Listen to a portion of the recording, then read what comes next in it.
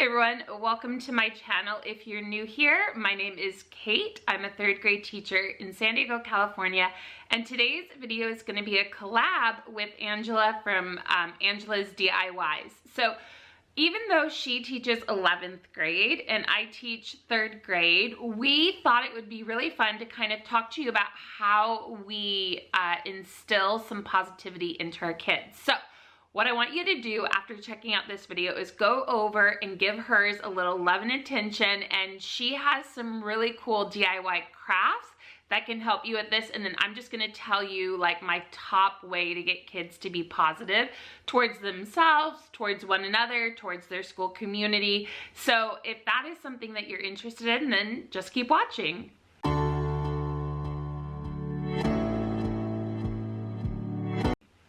Okay, so Angela reached out to me a while ago and just life got busy, right? And I kept thinking, okay, I definitely want to make a video on this because I hear so many of you out there saying, you know, my kids are really negative, or they're not, you know, they won't take chances, or I do these things for them and they don't seem to really appreciate it. So I'm going to talk to you about what I do to get my kids kind of excited for others, excited for themselves, and just like excited to be part of a school community. So here we go, guys. So I'm gonna just kind of have you like walk through some scenarios, because I think if you're watching this video especially, you're probably looking for answers, or you've probably experienced something like this before. So oftentimes, especially in elementary, we have a lot of incentives for our kids, right? That's like kind of what we do, and it helps kids to really learn how to make those good behavior decisions and so on and so forth, right? And so let's pretend my kids have earned a reward, and usually rewards in my classroom, they're very difficult to earn, so it takes a really long time. So it's something that they look forward to. But maybe something has come up where either the reward has to be postponed, right? Which is like disappointing, of course, or it might be one of those things where I have to cut it short, like by a little bit, right? And so at the beginning of the year, when this kind of comes up, you know, you'll hear kids be like, oh man, what? And I have to just take a breath because I have to remember that they were just really, really excited, and the fact of having something change is, you know, is hard for them to, right, to like grasp. So I always have these long conversations with my kids. Trust me, if you're one of my students, you know we have long convos. And so anyway, I'll just tell them, I'm like, why are you focusing on the negative? Okay, so maybe it's not 45 minutes, but you have 40 minutes that you're getting a reward that nobody else in this school is getting. I want you to be grateful for what you do have. I want you to be grateful for the things that you are getting.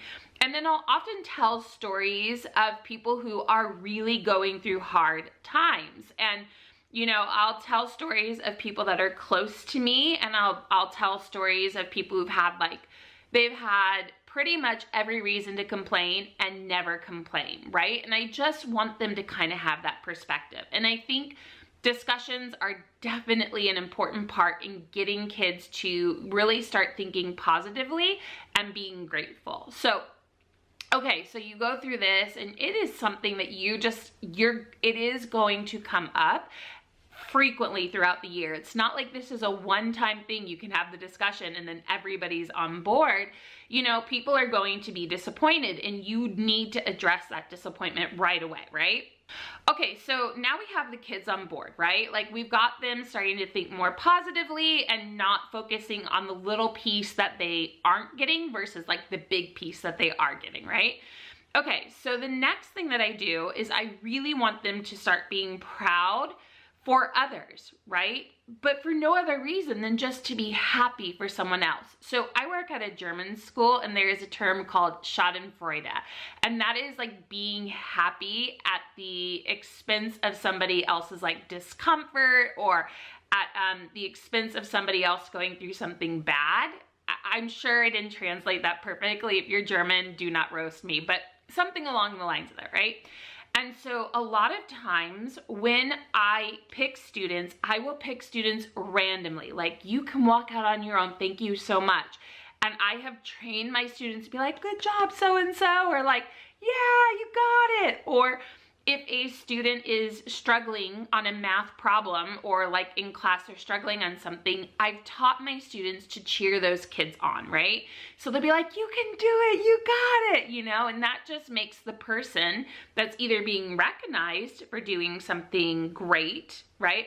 Or for trying to solve something that's difficult for them. It shows them that we're all together, we're all cheering you on, right? And then sometimes I'll talk to those students individually or as a group, and I'll say, how did that make you feel when they were like cheering you on? And kids will be like, oh, I felt so good. And I was like, I want you to remember that feeling. So the next time that somebody is in that same position, I want you to cheer them on, right? So it's getting kids to be excited for others, to be their biggest cheerleaders, because they know that when it's their turn to be recognized, or when it's their turn to try to like solve something, that they're gonna have students cheerleading for them, right? So I'm teaching them that yes, like you are cheering other people on, and it should come from a genuine place. And I'm gonna tell you, when you first start doing this, like it's gonna be something that they're doing because they think that's what they're supposed to be doing, right? And the more you do it and the more you do it, like you are going to see that the kids are, yeah, they're like, they actually mean it. You don't have to prompt it, right? Which is super cool to see happen. And the final thing that I do, well, I mean, not the final, but the final thing for this video is that I really, whenever we have a special, so at my school, essential specials, whatever you want to call them, we have art, we have outdoor ed, we have PE. And although I don't, because of like time constraints, I'm not with the PE teacher at the end of the day, but for all the other specials, science, you name it, I always have the kids, library, I always have them drop 3 compliments, right? And you have to talk to the kids about what compliments are, because here's what you get from kids. Thanks for giving up your time to be here. Do you know how many times I've heard that? So I have to preface with it saying something meaningful. If you give a compliment, it should be meaningful. It should be something that that person did for you. It should be something that you're grateful for, right? And some kids are better than others. Like, so for example, we have library today, and we always have 3 people in the library. We have our librarian, her dad volunteers, and then we have an assistant.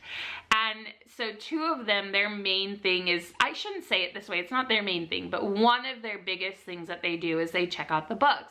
And so 2 compliments today were, thank you for checking out my book. And while that is meaningful, when 2 people say it back to back, it's like, okay, we need something slightly different. So that's something that I need to now address with the kids and really start like pushing them to dig a little bit deeper, right? But what I'm gonna tell you is this. So I teach 3rd grade, as you know, so I always do 3 compliments. And my students love to give compliments. And of course, right, it goes back to that whole thing about being excited for others being chosen. And initially, when we first started doing compliments, you know, when the students who wanted to compliment, you'd have like 10 hands up, right? I do 3 compliments because it's 3rd grade. But what would happen is that you know, people were like, oh, I wanted to give a compliment, right? Like, of course. And I say, listen, if you want to give a compliment, just because you didn't get called on doesn't mean you can't give it on the way out. So I'm still validating that they get to give these compliments, right? But they just happen to be not the one that was called on that time to give the compliment in front of everyone. And, you know, I have to say something. I'm not sure how many people do that at my school, but I pride myself on being extremely grateful for the people who are helping us out, right? So whenever we have some sort of like science or library, my kids always give a compliment. And the other thing, when you first start doing this, they're gonna try to look at you, and I will literally look away. I'm like, I did not do anything. I am not the one receiving this compliment. Who is the one receiving the compliment? And so I'll say, look at them, tell them, face them, like, you know, and that is hard for kids initially. It is hard, but they now know, hey, it wasn't me who did anything, it was so-and-so who did it. So that is who I'm looking at. That is who I'm thanking. And I have to say that, you know, when we do these compliments, not only do the kids who give the compliments, like they're really proud of like that they made somebody's day, but the people receiving the compliments always have a smile on their face. And I think that that is the greatest gift that we can give, is showing appreciation towards people that have helped us out, right? And then I wanted to also say that, you know, throughout this process, this is something that is extremely important to me. And I think all of those things really truly carry over. When you teach kids to be positive towards others, oftentimes people are positive back towards them. It's like this great little thing that's happening, and it starts to kind of billow out towards other people. And I think honestly, it is one of the greatest things that you can do. So if you are looking to really kind of build some more positivity or get your kids to be more grateful and more appreciative, start with this. I would love to know, how does it go for you?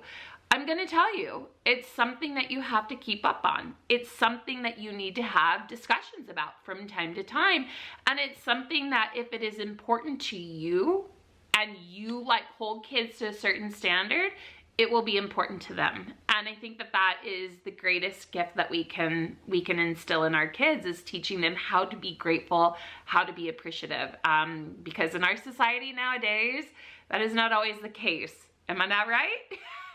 Okay, you guys, so that is my tried and true tip for getting kids to care, for getting kids to be grateful, for getting kids to just be positive all around. So drop me a comment down below if this is something that you plan on doing in your classroom, if you do something already that's similar. And if you do start implementing this into your classroom, please let me know how it's going. But I'm really happy that I got to do this collab. Poor Angela has been waiting and waiting for me, and my life got crazy. So here we sit tonight, and I'm very happy to do this. And I'm really grateful for Angela for reaching out to me, because I actually didn't know who she was before this collab, and I think that her channel has a lot of great DIY crafts on it. I love that she teaches 11th grade and does DIY crafts, because you think that that's like only elementary, right? So anyway, very cool. If you like this video, you know what to do. Big thumbs up. And yeah, if you're not subscribed, hit subscribe already. I am mostly a teaching channel, but I do a variety of other things. Like this year we're talking about zero waste on my channel. We're going to be talking about my fitness transformation. We do clothing outfits for, I mean, that's kind of teacher related, right? Like I do a lot of Stitch Fix unboxings because I need clothes for work. And yeah, just kind of like a nice variety, but mostly teaching. I do have some giveaways coming up. I think I have one already live. If not, it will be live soon. And I have 2 more after that coming up. So definitely subscribe, and we will see you soon.